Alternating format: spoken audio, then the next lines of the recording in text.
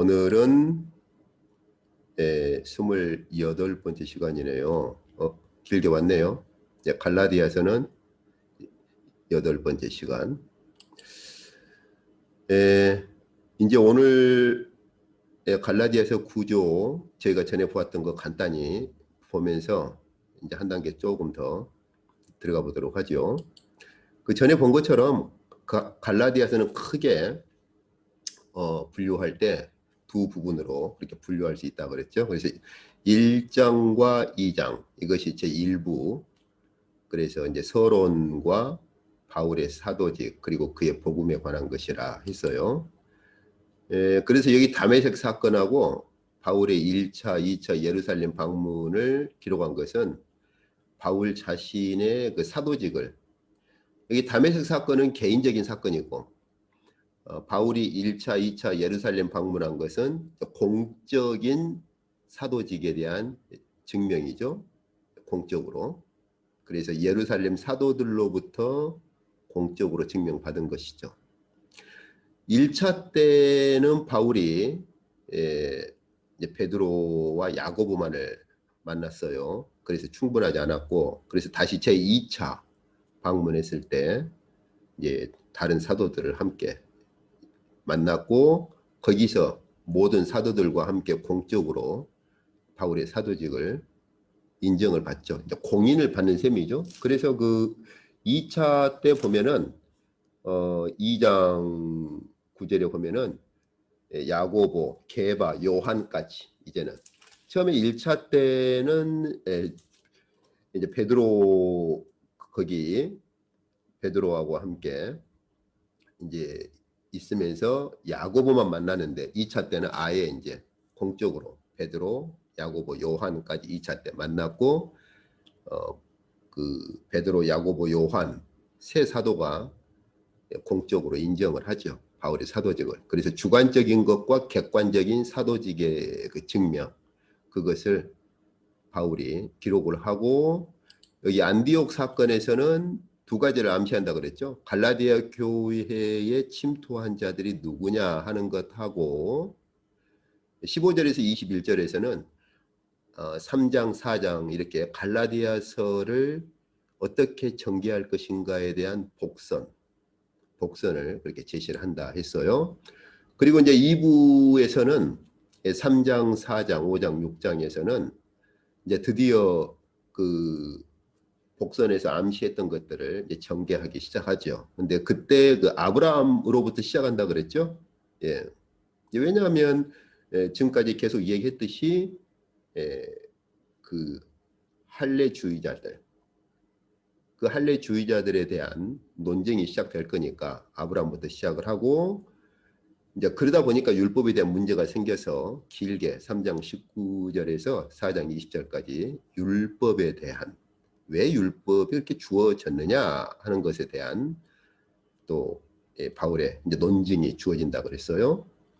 그리고 나면 중요한 것이 이제 4장 21절에서 31절까지 이 아브라함과 율법에 대한 이 두 가지를 우화적으로 다시 종합해서, 그래서 그 아브라함과 율법에 대해서 논증했던 것을 다시 종합해 가지고 우화적으로 이 두 가지를 또 재해석을 하는 것이죠. 여기까지가 3장 4장입니다. 이제 그리고 나면은 이제 5장 6장에서 그 성령에 대한 가르침을 주죠. 아주 중요한. 그리고서 결론을 맺습니다. 이것이 갈라디아서 전체 흐름이다라고 했는데, 오늘은 이제 바로 이 부분, 우화적 해석에 대한 부분을 볼 거예요. 이 부분이 상당히 중요합니다. 자, 그러면 왜 바울이 이미 아브라함에 대한 것을 얘기를 했고 율법에 대한 논증까지 끝냈는데, 문제는 그러면 사실은 다 이제 끝난 거나 마찬가지잖아요. 이쪽 보면 이미 아브라함에 대한 것을 얘기를 했고요. 이미. 그리고 율법에 대한 것을 이미 논증을 다 했단 말이에요. 그런데 문제는 왜 이 두 가지를 종합해 가지고 우화적인 해석을 하면서까지 다시 또 이 두 가지를 또 언급을 하느냐 하는 거예요. 물론 이제 간단히 생각하면 앞에서 말한 두 가지를 다시 종합하는 것 아니겠느냐. 그렇게도 말할 수 있어요. 그런 목적이라면 굳이 여기 우화적인 해석을 끌어오면서까지 해야 될 필요가 있겠는가? 그냥 단순히 종합을 하면 되지. 이걸 우화적인 해석을 끌어와 가지고 이 두 가지를 또다시 반복을 한다. 물론 뭐 그냥 평범하게 다시 바울이 강조하려고 그런 것 아니겠느냐라고 생각할 수도 있겠지요. 그런데 사실은 그렇지가 않아요. 그래서 안타깝게도 그 갈라디아서에 대한 책들을 보면은 이 우화적 해석은요, 별로 많은 경우에 왜 바울이 우화적인 해석을 또 추가로 이렇게 하는지에 대해서는 강조를 하지 않고 그닥 중요성을 부여하지 않습니다. 그런데 사실은 이게 굉장히 중요해요. 자, 한번 볼까요, 한번? 자, 먼저 바울이 그 우화적인 해석을 시작하는 이 역사적인 배경을 먼저 간단히 설명하죠. 4장 22절에서 아브라함에게 두 아들이 있으니 하나는 여종 하갈을 말하죠. 그리고 하나는 자유 있는 여자 이렇게 번역을 했는데 좀 번역이 좀 자유 있는 여자란 말 좀 어색하죠. 자유로운 여자 그냥 쉽게 말하면 이제 아브라함의 본체를 말하죠. 왜냐하면 여종 하갈은 자유로운 여자가 아니고 종이죠, 종. 그러나 본처는 종이 아니기 때문에 자유로운 여자다. 근데 이제 세번역 같은 경우는 그래서 이것을 본처라고 번역을 했는데 우리가 번역을 할 때 어떤 경우는 의역이 필요하기도 하지만 어떤 경우는 의역을 했을 때 원저자의 의미가 상실되어 버린 경우가 있습니다. 이거 본처로 번역하면 안 돼요. 바울이 왜 그냥 그 사라의 이름을 쓸 수도 있고 세번역 번역대로 본처라는 말을 쓸 수 있는데도 불구하고 바울이 왜 자유로운 여자라는 용어를 썼느냐 이거 굉장히 중요합니다. 그렇기 때문에 이것을 의역을 해가지고 본처에게서 났다 이렇게 의역해버리면 바울의 의도가 굉장히 많이 삭감돼 버려요. 어쨌든 자유 있는 여자라는 개념보다는 자유로운 여자 본처를 얘기를 하죠. 그래서 이 역사적인 배경을 먼저 언급을 합니다. 이것은 이제 우화적 해석은 아니에요. 이건 역사적 배경이죠. 그래서 이런 점에서 바울이 쓰고 있는 우화적 해석은 상당히 특이하다라고 말할 수 있어요. 우리가 그 이솝 우화 알죠? 이솝 우화라고 그러죠. 그래서 이솝 우화 같은 경우는 역사적인 배경은 없어요. 뭐 여우가 심포도를 보고 이렇게 말했다. 뭐 이런 뭐 당나귀에 대한 우화, 이솝 우화는 역사적인 배경이 없어요. 글자 그대로 그냥 만들어낸 이야기에다가 그걸 우화로 그렇게 이야기를 만들어서 교훈을 집어넣는 거지 뭐 여우가 실제로 심포도를 먹거나 그런 건 아니죠. 그러나 바울이 여기서 사용하는 우화적 해석은 역사적인 배경을 가지고 그 역사적인 배경을 우화적으로 해석한다는 점에 있어서 일반 우화하고는 전혀 다른 특성을 가지고 있죠. 먼저는 바울이 이렇게 자신이 해석하려고 하는 우화적인 해석에 대한 그 역사적인 배경을 제시하고 나서 그 다음 본격적으로 시작을 합니다. 그래서 바울이 그렇게 말해요. 4장 24절에. 이것은 우리 한글 성경에서는 비유니 이렇게 번역을 했는데 이건 알레고리를 잘못 번역한 거예요. 그리스어 알레고리라고 하는 것은 우화입니다. 우화. 비유가 아니에요. 그러니까 아브라함의 역사적인 사건을 가져와서 그 역사적인 사건을 교훈 혹은 어떠한 의도를 가지고 역사적인 사건을 재해석하는 것이죠. 그러니까 이건 비유가 아니죠. 비유하고는 달라요. 뭐 시를 쓸 때나 글을 쓸 때 비유한다고 하는 것은 어떤 걸 우리가 비유한다라고 할 때는 어떤 교훈이나 해석을 주입하는 것이 아니고 글자 그대로 비유입니다. 뭐 아마 결혼하기 전에 한 번씩은 했겠죠. 뭐 당신은 장미꽃처럼 아름답다든지, 그렇죠. 뭐 편지를 쓸 때, 아름다운 편지를 쓸 때, 뭐 그런 것들은 어떤 교훈이 아니죠. 비유죠. 글자 그대로. 상대방을 아름답게 표현할 때 뭐 장미꽃과 같다. 이런 건 비유죠. 비유. 그러나 이것은 비유가 아니고 역사적인 사건을 가져와서 새로운 해석을 집어넣는단 말이죠. 이속 우화처럼. 그렇기 때문에 이것은 비유가 아니라 우화적이다라고 말을 하는 것이고 알레고리라고 하는 거예요. 비유하고는 달라요. 자, 그런데 보세요.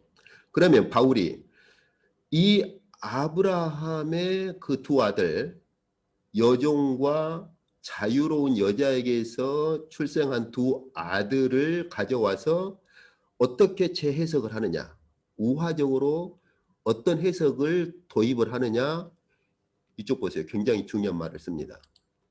이것은 우화인데 이 두 여자들은 언약이다. 언약.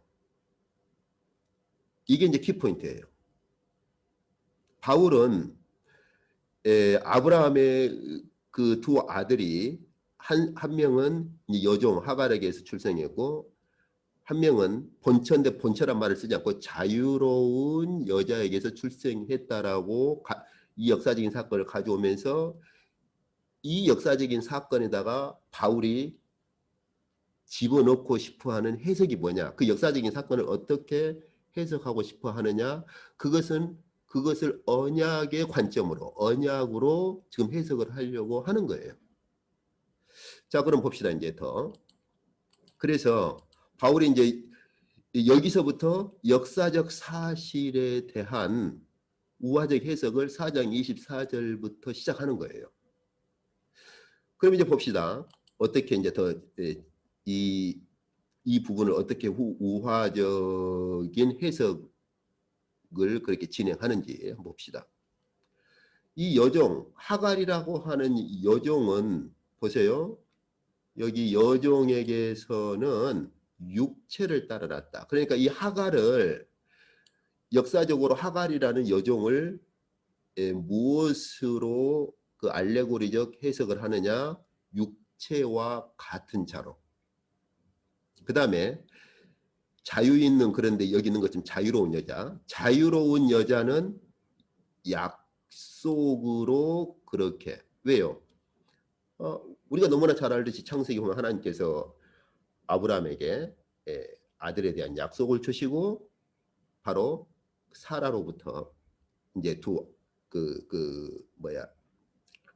아들이 이제 출생을 하잖아요. 그렇기 때문에 여기에 보면은 여종은 사실은 육체와 같은 의미를 가진다는 거죠. 예. 여종을 지금 알레고리적으로 우화적으로 해석할 때 여종은 육체와 같은 의미를 가지는 것이고 자유로운 여자는 약속의 의미를 가진다라고 지금 우화적 해석을 하는 거예요. 자, 그리고 나서 이게 첫 번째 지금 우화적 해석의 첫 번째 단계고 첫 번째 과정입니다. 그 다음 볼까요? 그 다음에는 그래서 이 여종은 말이죠. 하갈은 이제 하갈로 공식적으로 언급을 하죠. 이 하갈은 신의 산과 같다. 신의 산과 같아서 그러니까 아라비아 이 땅에 있는, 그래서 하갈은 여기 이 땅 아라비아에 있는 신의 산과 신의 산으로 해석을 할 수 있다 그 말이죠. 우화적으로 해석을 할 수 있고, 그런데 이 신의 산, 이 땅에 있는 신의 산이 어떤 의미를 가지느냐, 그건 사실은 종과도 같다. 종. 그런데 자유로운 여자는 어떤 의미를 가지느냐, 바로 우리 어머니와 같은데 이 자유로운 여자는 이 땅에 있는 신의 산이 아니라 아라비아 이 땅에 있는 신의 산이 아니라 위에 있는 예루살렘에 속한 자다. 그리고 바로 종이 아니라 자유자다. 자, 그러면 이걸 조금 더 이제 정리를 한번 해봅시다. 지금 바울은요, 이 두 언약을 있잖아요. 하나는 하늘에 속한 것, 하나는 이 땅에 속한 것으로 여기 아브라함 역사적 사건을 말이죠. 아브라함에 대한 역사적인 사건을 우화적으로 이렇게 두 가지 관점에서 해석을 하는 거예요.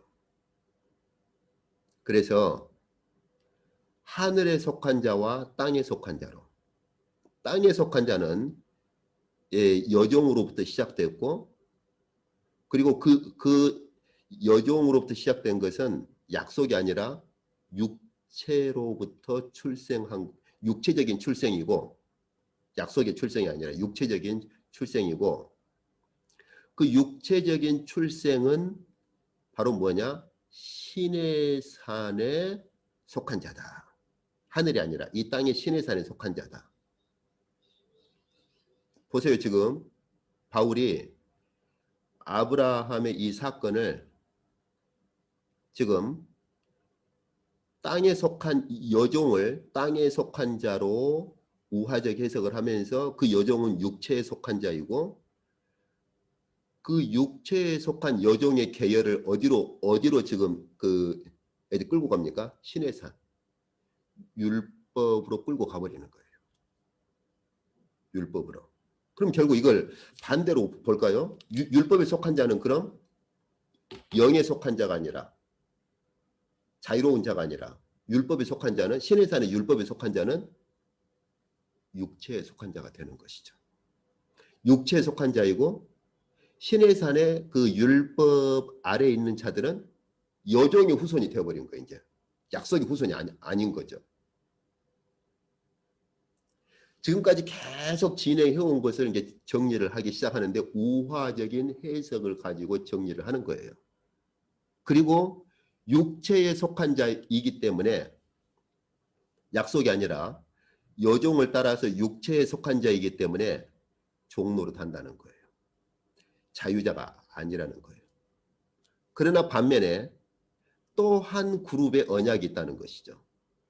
또 한 그룹의 언약은 어디로부터 온 것이냐? 자유로운 여자로부터 온 것이고, 그 자유로운 여자로부터 출생한 것은 육체가 아니라 약속으로 출생을 한 것이고, 자유로운 여자로부터 약속으로 출생한 것은 이 땅의 신의 산이 아니라 하늘의 예루살렘에 속하는 것이다. 그렇기 때문에 하늘의 예루살렘에 속하는 것이기 때문에 종노릇 하는 것이 아니라 자유자로 살아간다. 이렇게.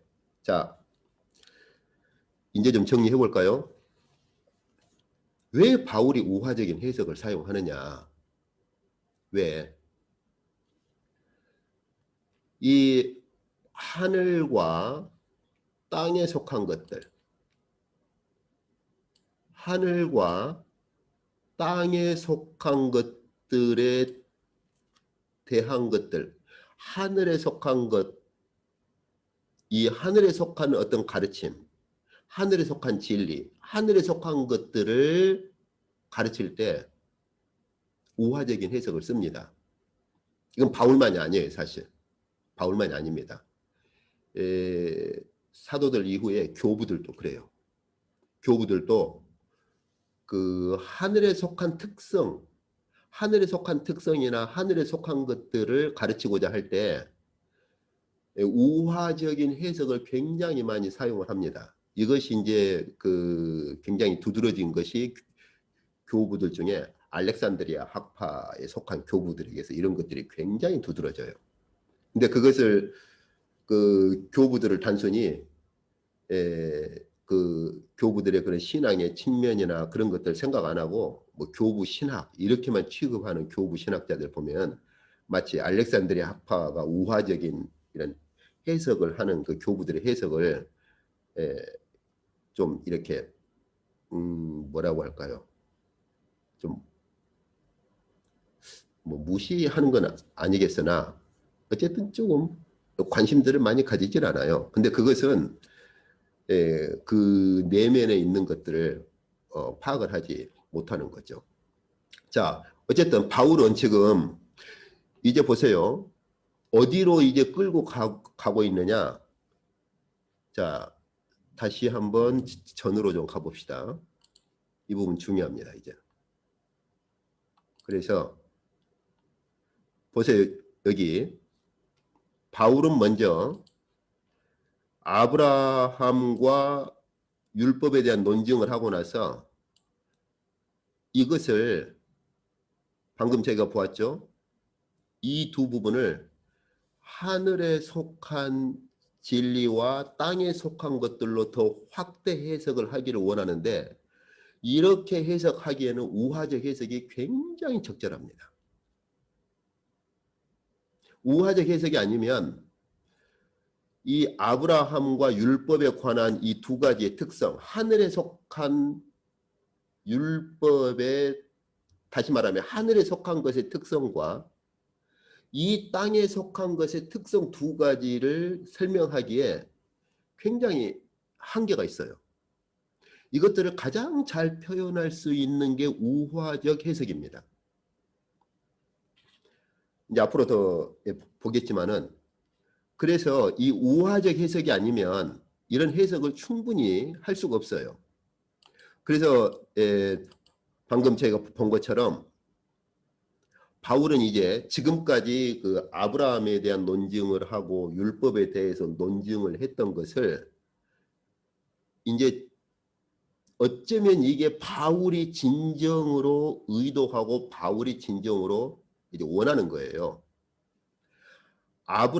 이 아브라함으로부터 시작된 이것은요, 근본적인 개념은 뭐냐? 언약적인 관점인데 이 언약은요 두 가지 특성을 가지고 있습니다. 하나는 하늘에 속한 것이고 하나는 이 땅에 속한 것입니다.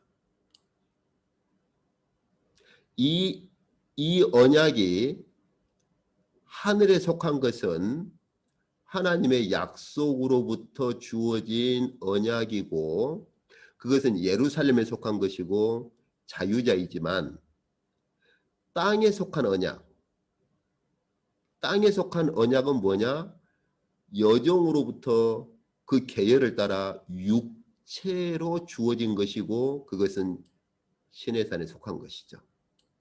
시내산에 문자로 주어진 언약.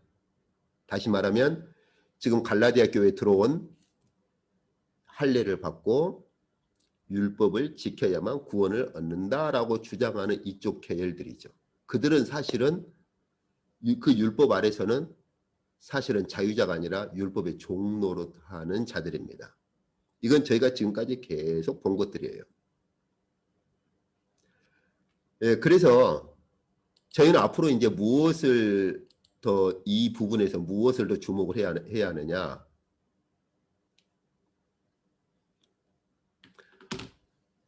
하나님의 그 언약이 가지고 있는 두 가지 특성, 하늘에 속한 것과 이 땅에 속한 거예요.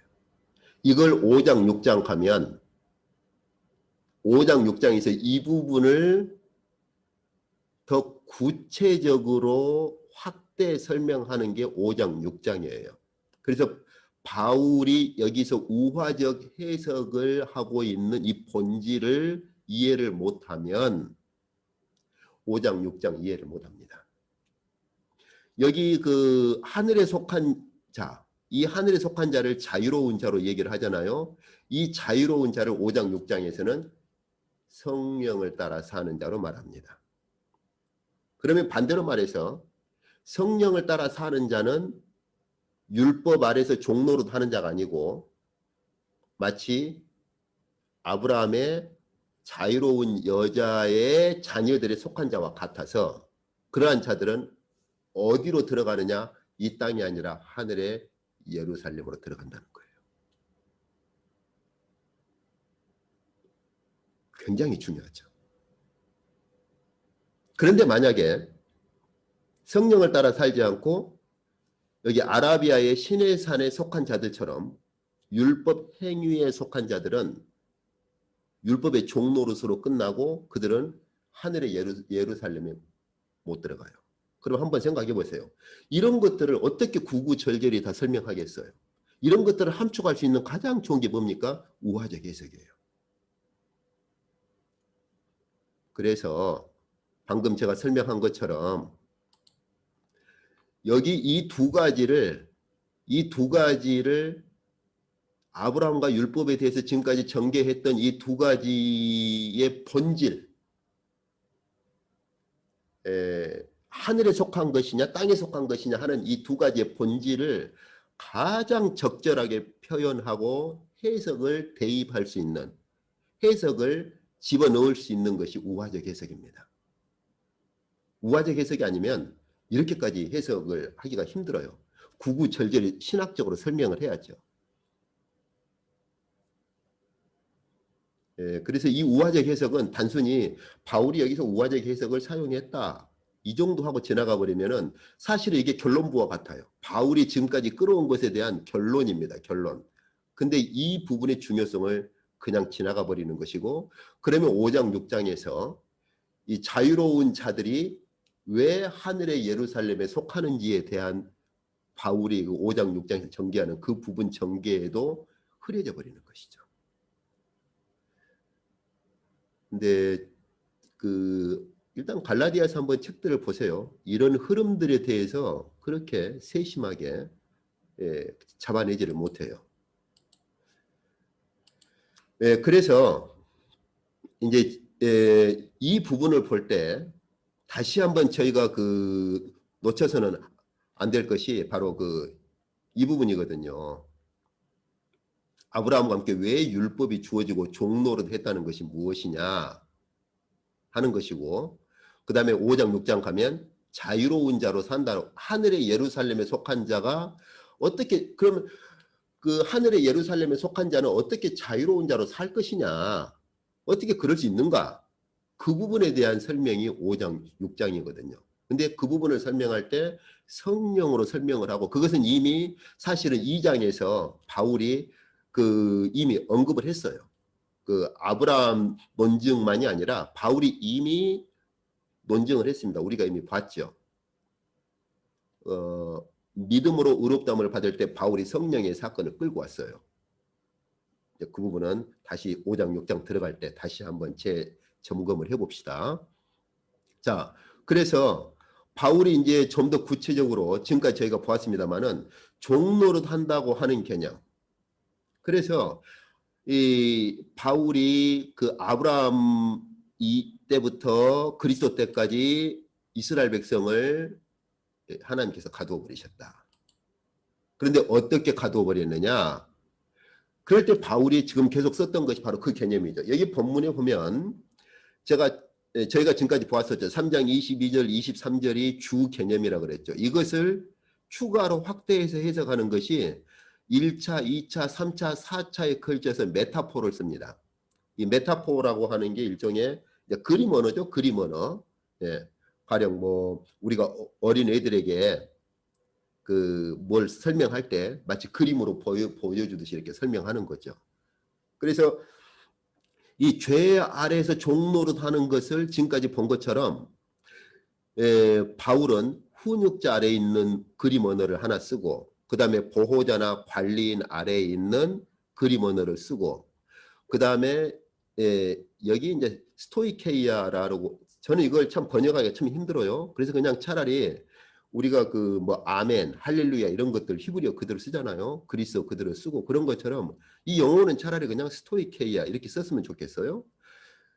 그리고 이 훈육자 아래에 있고 보호자와 관리인 아래에 있는 것을 또 다른 메타포, 그림 언어로 표현하는 게 뭐냐? 스토이케이아 아래에 있다라고 하는 것이죠.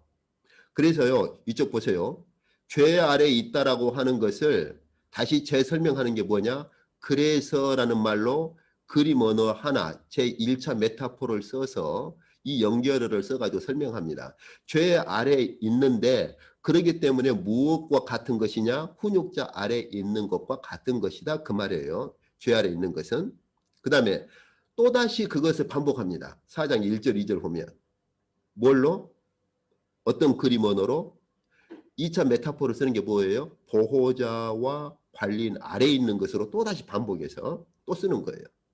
그리고 4장 3절에 3차 메타포를 시작할 때 또 이와 같이라는 접속사로 또 시작을 해요. 그래서 훈육자 아래에 있고 보호자와 관리인 아래에 있는데 이와 같이 우리가 이 세상의 스토이케이아 아래에 있는 것이다라고. 그런데 여기서요, 대상이 굉장히 중요합니다. 이제 여기 훈육자 아래에 있고 보호자와 관리인 아래에 있고 이 세상의 스토이케이아 아래에 있다. 이 메타포의 대상은 누구냐면 우리입니다. 우리. 여기. 그런데 또다시 또 하나의 스토이케이아가 나와요. 이 대상은 너희입니다. 근데 이제 갈라디아서를 연구하는 학자들 간에 이 우리가 누구를 말하느냐. 우리라고 했으니까 갈라디아서를 쓰고 있는 사도 바울 자신과 그 다음에 갈라디아 교회 교인들 그리고 갈라디아 교회에 침투해온 그 할례를 주장하는 사람들을 다 포괄하는 것이냐. 굉장히 이런 언쟁들이 많아요. 그런데요, 우리가 한 가지 주목할 게 있습니다. 바울이 의도적으로 여기서 우리라고 하는 것하고 우리라고 하는 것하고 너희라고 하는 걸 구분해서 쓰고 있다는 겁니다. 여기 너희는 당연히 누구를 말하겠어요? 갈라디아 교인들을 말하는 것이죠. 그럼 여기 우리에는 갈라디아 교인들을 포함시킬 수가 없어요. 왜? 바울이 의도적으로 분리를 하고 있거든요. 근데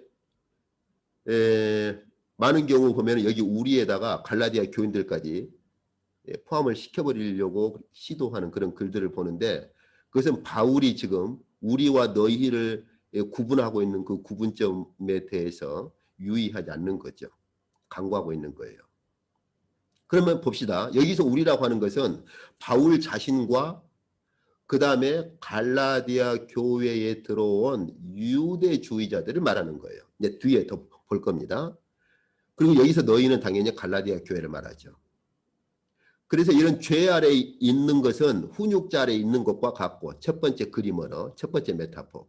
두 번째 메타포가 뭡니까? 보호자와 관리인 아래에 있는 것과 같고 세 번째는 이 세상의 스토이케이아 아래에 있는 것과 같다 하는 것이죠.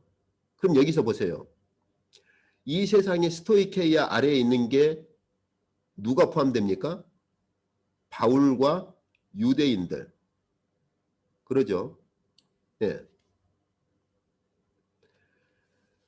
이 부분 좀 주목해서 보셔야 돼요. 그런데 또 여기 스토이케이아 아래에 있는 것은 바울과 유대인들만이 아니라 갈라디아 교인들에게도 적용을 하고 있어요.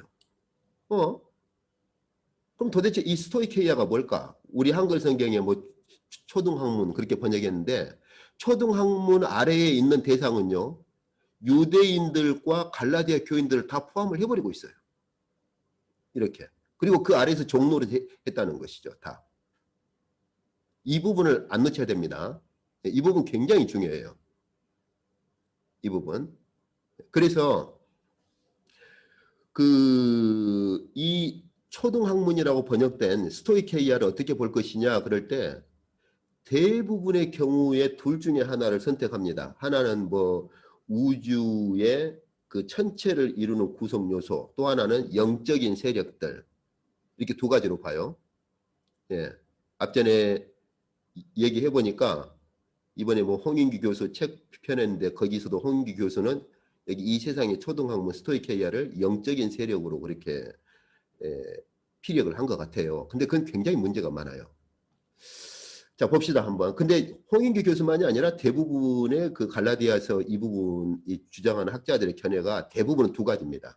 하나는 우주적인 그러한 천체 구조로 보거나 하나는 영적인 세력으로 보거나. 왜 그러느냐면 자 보세요.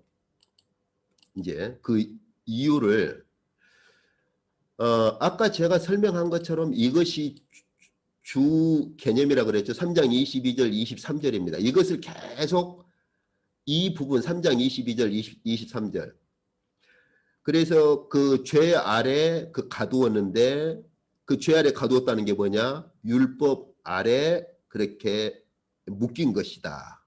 이것. 그래서 제가 그 설명을 한 것처럼 이거죠. 여기 3장 22절, 23절 죄 아래 가두었다고 하는 것을 이것을 1차, 2차, 3차, 4차에 걸쳐서 다시 그림 언어를 가지고 그림으로 보이듯이 계속 설명을 하는 거예요. 그 당시 뭐 훈육자 아래에 있는 상황, 보호자와 관리인 아래에 있는 상황, 스토이케이 아래에 있는 상황 이렇게 그림으로 보여주듯이 계속 이 상황을 추가로 설명을 하는데 여기 훈육자 아래에 있는 것과 보호자와 관리인 아래에 있는 건 별로 이해하기가 어렵지가 않아요. 지금까지 우리가 본 것처럼. 근데 이것이 굉장히 문제를 일으키고 있는 것이죠. 우리 한글 성경이 초등학문으로 번역했는데 굉장히 좀 잘못된 번역이죠. 어쨌든 이 세상의 그 초등학문이라는 게 뭐냐, 스토이케이아가 뭐냐 하는 것이죠.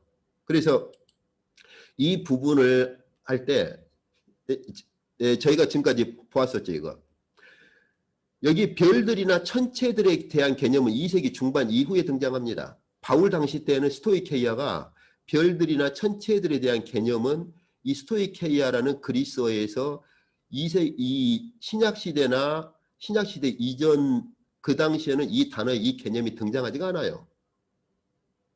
그렇기 때문에 이 초등학문 혹은 스토이케이아를 별들이나 천체들로 그렇게 이 개념을 집어넣어서 해석을 하려고 하는 건 굉장히 적합하지가 않아요. 두 번째, 어떤 영적인 세력들로 보려고 하는 것은 더더욱 3, 4세기 이후에 등장을 하는 거예요. 바울 당시 때 이 용어에서는 영적인 세력들에 대한 개념을 이 단어가 가지질 않아요. 그렇기 때문에 오늘날 대부분 어떤 그 하늘의 어떤 우주적인 그런 천체들로 보거나 영적인 세력들로 보려고 이 스토이케이아, 초등학문을 그렇게 보려고 하는 시도들은 역사적으로도 안 맞습니다. 그리고 두 번째, 더 중요한 게 있어요. 자, 금방 저희가 보았었죠. 그럼 한번 봅시다. 먼저 첫 번째, 어떤 하늘의 천체들이나 그런 걸로 본다 합시다. 그러면은 여기 우리 바울이나 유대인들을 말할 때에도 여기 스토이케이아 아래에 있었다 이 말을 쓰거든요. 그럼 한번 그거 적용을 해볼까요? 바울이나 유대인들이 어떤 천문학적인 별들이나 천체들 아래에서 종노릇 했다는 거예요? 안 맞잖아요, 말이. 또 영적인 세력들로 본다 합시다. 악한 영들로 보거든요. 보통 영적인 세력들 할 때. 바울이나 유대인들이 악한 영 아래에서 종노릇 했다는 거예요? 이 말도 안 맞는 거예요. 본문상에도 안 맞아요. 역사적으로도 안 맞지만 본문상으로도 안 맞는 거예요. 근데 그렇게 주장한 사람들이 이 부분은 빼버려요. 유대인들이 포함된 부분을 빼버리고 누구에게만 적용하느냐? 갈라디아 교인들을 말하는 이 부분에만 적용을 합니다. 이 부분에만. 그래가지고 갈라디아 교인들이 그리스도인이 되기 전에 어떤 막 천문학이나 천체 아래에서 뭐 이렇게 종속되고 영적인 세력들에 종속되었다는 식으로 말을 해요. 근데 이걸 바울이 갈라디아 교인들에게만 적용했다면 그래도 어찌 적용을 해볼 수 있겠는데 문제는 바울이 이 초등학문 아래에 있었다는 이 상태를 갈라디아 교인들에게만 적용하지 않습니다. 바울 자신과 유대인들에게도 적용을 한다고 하는 것이죠. 그럼 언제 바울 자신과 유대인들이 악한 영들 아래에서 그러면 종노를 했어요? 혹은 언제 그 천체 그 천문학적인 그 관점 아래서 언제 바울과 유대인들이 종노를 했어요? 그런 적 없어요. 없습니다. 왜 이런 문제가 생기느냐? 전에도 설명했지만은 여기 그 당시에 쓰고 있는 이 철학, 바울 당시에 그 쓰여지는 이 근본 개념에 대한 철학적인 배경에 대한 이해가 없으니까 그래요. 바울 당시 때는 이 개념이죠. 이 개념.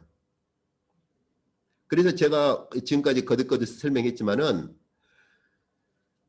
모든 것을 이루고 있는 근본 원리인데 이것을 그 철학에서는 제1원리라는 말을 씁니다. 어떤 말이냐? 이건요 모든 부분에 적용을 할 수가 있어요. 가령 전에 제가 한국에 있을 때 한국 교회를 비판하는 분들 중에 뭐 막 10분의 1을 바치면은 만 배, 1000배, 만 배로 복을 받는다. 막 이렇게 교회에서 주장하는 것들, 이런 것들은 사실은 이런 불교적 그러한 사상이 교회로 들어온 것이다. 이렇게 얘기를 하죠. 자, 그렇다면 여기서 만약에 이제 그렇게 해석을 한다고 했을 때 왜 교회가 그런 기복신앙을 가르치느냐? 교회가 가르치는 기복신앙의 그 배경이 뭐냐? 이런 걸 말할 때 그걸 스토이케이아다라고 말하는 거예요. 어떤 것들에 대한 배경, 그 근본 원리가 뭐냐? 가령 조금 더 적용을 해볼까요? 학생에게 적용을 해볼까요? 학생에게 있어서 가장 근본적인 원리가 뭡니까? 첫 번째 원리. 이 학생이든 저 학생이든 저 학생이든, 물론 이제 해외로 가면 상황이 좀 달라지겠죠. 유럽 쪽으로 가면. 근데 일단 한국의 상황을 가지고 봅시다. 학생의 배후에 있는 첫 번째, 학생이 해야 할 첫 번째 원칙, 원리가 뭡니까? 공부죠. 이걸 종교에 한번 적용해 볼까요? 우리나라가 기독교가 들어오기 전에 우리나라 사람들이 살아갈 때 우리나라 사람들의 삶을 지배했던 우리 한국인들 배후에 있는 제1원리가 무엇이었습니까? 종교로 본다면 불교 아니었어요? 그렇죠. 이 근본 개념은 여러 곳에 적용을 할 수가 있는 거죠. 그래서 문장에 적용을 했을 때는 문장을 이루고 있는 배후의 제1원리가 뭐냐? 그것은 문자나 단어다라고 말하는 것이고, 우주를 이루고 있는 제1원리, 근본 원리가 무엇이냐라고 말할 때는 그 당시 철학에서는 흙이나 물이나 공기, 불이라고 말했던 것이고, 이걸 교육에다 적용을 했을 때는 교육을 이루고 있는 제1원리, 근본 원리가 무엇이냐라고 말할 때는 기초교육과정이라고 말을 하는 거예요. 그렇다면 이 개념을 우리가 이 개념을 가지고 바울의 설명으로 이제 한번 적용을 해봅시다. 예. 자, 그럼 봅시다. 자, 아까 제가 설명한 것처럼 3장 22절이 가장 중요한 구절이라고 그랬죠. 죄 아래 가두었다. 이것을 확대 해석한 것이라 그랬죠. 예, 그러면 이 말을 바울이 다시 반복할 때 어떤 말로 반복하는가 봅시다. 죄 아래 가두었다는 말. 이것을 바울이 스토이케이아 아래 갇혔다라는 말로 재반복해서 3장 22절에 있는 것을 4장 3절, 4장 8절, 9절에 계속 반복해서 설명하거든요. 근데 보세요. 4장 3절에서 하는 이 말은요. 보세요. 이와 같이 우리도, 여기서 우리는 아까 제가 봤죠. 바울과 유대인을 포함한 거라 그랬죠. 이와 같이 우리도 이 세상의 초등학문으로 번역했는데 스토이케이아 아래에서 종노릇 했다. 이게 4장 3절입니다. 자, 그러면 이것을 만약 영적인 세력으로 악한 영으로 본다면 바울과 유대인이 악한 영 아래에서 종노릇 했어요?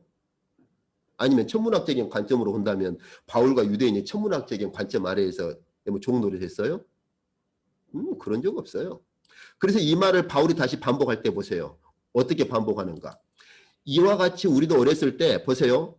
이 세상에 스토이케이아 아래에 있었다는 말을 다시 반복할 때 어떤 말로 반복하는가 보세요. 율법 아래에, 우리가 율법 아래에 있었는데 이런 우리를 속량했다. 스토이케이아 아래에 있는 것을 율법 아래에 있는 자들로 말합니다. 이들이 갈라디아 교회에 속한 자들입니까? 아니, 갈라디아 교인들입니까? 아니에요. 그리고 3장 13절에서는 미리서 율법의 저주에서 속량했다. 이렇게 말하죠. 그러면 이 세상의 초등학문 아래에 있는 것을 뭘로 다시 재설명하느냐? 요 3장, 여기 우리라고 하는 것이 4장 3절에서 5절까지 한 파트예요. 여기 우리라고 하는 것이 4장 3절에서 5절까지 한 파트인데, 여기서 우리가 스토이케이아 세상의 초등학문 아래에 있었다는 걸 4장 5절에서 반복할 때 율법 아래에 있는 자들로 말을 합니다.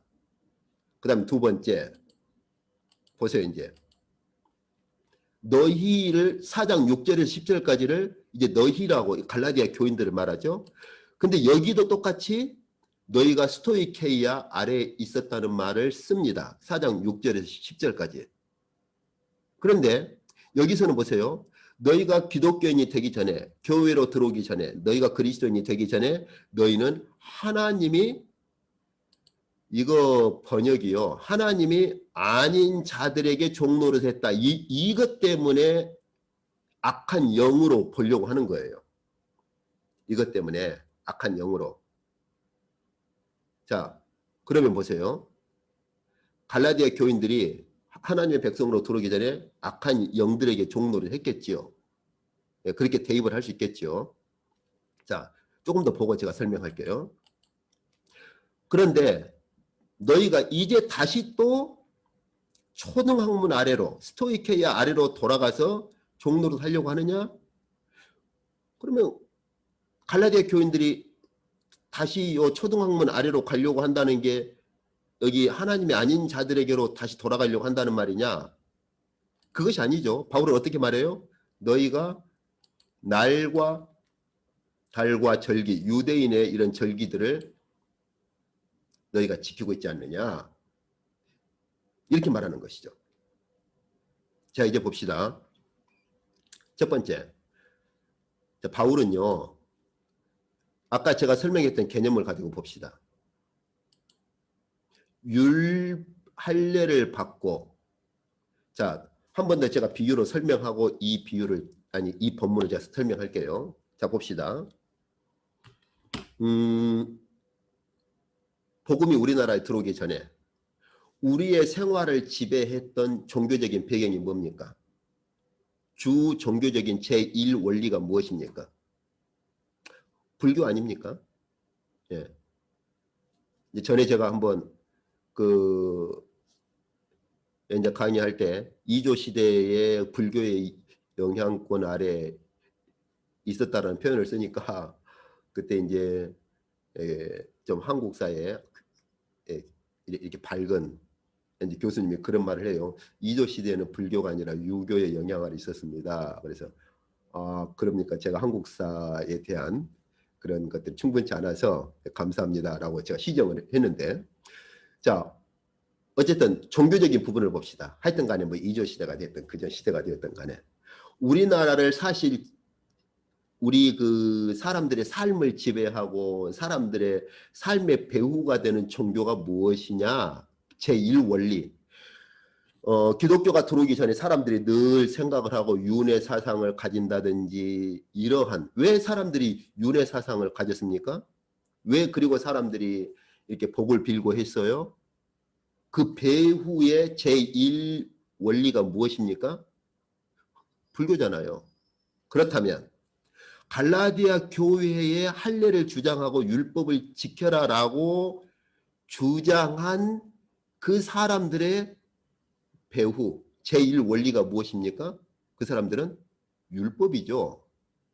그것을 스토이케이아로 말하는 거예요. 그것을. 그러니까 바울이 지금 이렇게 말하는 거예요. 너희 갈라디아 교회에 침투해가지고 할례를 주장하고 율법을 주장하는 사람들의 배후의 제1 원리가 뭐냐? 그 사람들은 바로 그 배후의 제1 원리 스토이케이아 아래서 종노릇 했는데 그들의 스토이케이아가 뭐냐? 그들의 제1 원리가 뭐냐? 그들의 배후의 원리가 뭐냐? 그건 바로 율법 아래 있는 것이다. 스토이케이아 아래에 있는 것과 율법 아래에 있는 것 같은 것이다. 스토이케이아를 이렇게 해석을 할 줄 알아야 제대로 이 본문이 풀리는 거예요. 그 스토이케이아 아래에 있다, 율법 아래에 있다. 같은 거예요. 근데 이 스토이케이아가 가지고 있는 개념의 그 철학적인 개념을 모르고 표면상으로 쓰여진 용어만 가지고 대입을 하면 해결이 안 되는 거예요. 그러나 이제는 갈라디아 교회에 들어온 그 율법을 주장하는 사람들 말고 갈라디아 교인들 봅시다. 너희들, 갈라디아 교인들. 그들이 하나님의 백성으로 들어오기 전에 그들의 삶을 지배했던 배후의 제1 원리, 근본 원리가 뭐냐? 그들은 하나님이 아닌 자들 혹은 하나님이 아닌 것들에게 종노릇 한 것이죠. 여기서 지금 남성도 되고 중성도 됩니다. 중성으로 본다면 영적인 세력으로 볼 수가 없어요. 이 본문을 보면은 남성과 중성 둘 다 가능해요. 그럼 하나님이 아닌 자들로 볼 거냐 아니면 하나님이 아닌 것들로 볼 거냐. 어쨌든 그건 이제 좀 복잡하니까 뒤로 그냥 넘기고 어쨌든 간에 갈라디아 교인들이 교회로 들어오기 전에는 하나님이 아닌 자들이나 하나님이 아닌 것들에게 종노를 해서 이것이 갈라디아 교인들의 스토이케이아입니다. 자, 이것이 그들의 이 율법을 주장하는 사람들의 스토이케이아고 그 다음에 이 갈라디아 교인들은 이것이 그들의 삶에 있어서 스토이케이아입니다. 그런데 너희가 다시 또 스토이케이아에게로 돌아가려고 하느냐? 이 스토이케이아는 어떤 쉽게 말하면 너희가 다시 또 너희 갈라디아 교인들을 미혹하는 그 제1 원리, 근본 원리로 돌아가려고 하느냐? 그럼 갈라디아 교회를 미혹하고 갈라디아 교회에 침투했던 제1 원리, 근본 원리가 뭡니까? 이거잖아요. 율법 아래에서 너희가 구원을 받아라. 그거잖아요.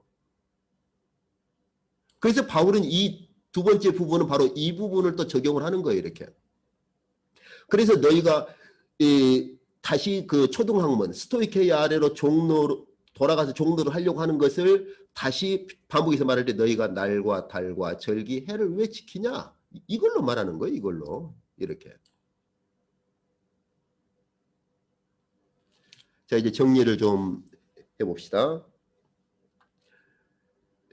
저희가 지금까지 본 것처럼 바울은요, 이제 여기 첫 번째 이제 우화적인 해석을 바울은 사용을 할 때 이 두 가지를 진행해 왔던 것을 이 두 가지에 대한 본질, 이 두 가지에 대한 본질을 자 볼까요? 이 아브라함과 율법에 대해서 지금까지 진행해 왔던 것에 대한 본질이 뭐냐? 그 본질을 여기 우화적 해석으로 설명을 하려고 우화적 해석을 도입을 하는 겁니다. 그렇기 때문에 어쩌면 이 부분이 지금까지 전개해왔던 이 두 가지의 결론이자 본질이다라고 말할 수 있어요. 이 부분을 가볍게 넘어가면 본질을 잃어버리는 것과 같습니다. 그럼 그 본질이 뭐냐? 그 본질은요, 바로 이것입니다. 이거죠. 그래서 율법 행위에 속한 자들은 여종에게 속한 자들과 같은 것이고 그들은 육체에 속한 자들과 같습니다. 그래서 율법 행위에 속한 자들은 신의 산에 속해서 종노하는 자들이고 그들은 하늘에 속하지 못하고 땅에 속한 자들입니다. 이것이 바울이 지금까지 말했던 것을 총종합하면서 본질을 우화적으로 해석을 하는 거예요. 그러나 자유로운 여자, 즉 약속의 자녀들, 하나님의 약속의 자녀들은 이 땅의 신의 산에 속한 자들이 아니라 하늘의 예루살렘에 속한 자들이고 그들은 종이 아니라 자유자이며 그들은 하늘에 속한 자들이다. 이렇게 말하는 거예요. 이것을 이런 개념을 대입해서 설명하기에는 우화적 해석이 가장 적당한 거예요. 우화적 해석이. 이 본질을 설명하기에는. 자, 그래서 이 종에 대한 개념, 이 종에 대한 개념을 우리가 놓쳐서는 안 될 것이 지금까지 보았듯이 이 종에 대한 죄 아래에서 갇혀서 종노릇한 것을 바울은 그림 언어로 1차 메타포는 훈육자 아래에 있는 그림 언어, 2차는 보호자와 관리인 아래에 있는 그림 언어, 그 다음에 3차 보세요. 이제 보세요. 이제 지금까지 제가 설명을 다 했으니까 스토이케이아를요 어떤 스토이케이아라고 그럽니까? 이 세상에 속한 스토이케이아.